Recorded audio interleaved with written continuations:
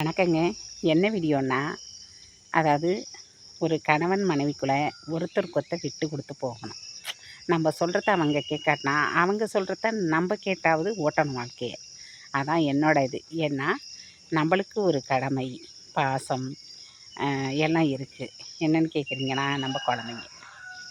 சரியா? நம்ம குழந்தைங்களுக்காண்டியாவது, அது உன்னோட வளர்ச்சிக்கும் வாழ்க்கைக்காண்டியாவது நம்ம விட்டு கொடுத்து போகணும். நம்ம சொல்கிறத அவங்க கேட்காட்டினா கூட நீங்கள் கவலைப்படாதீங்க.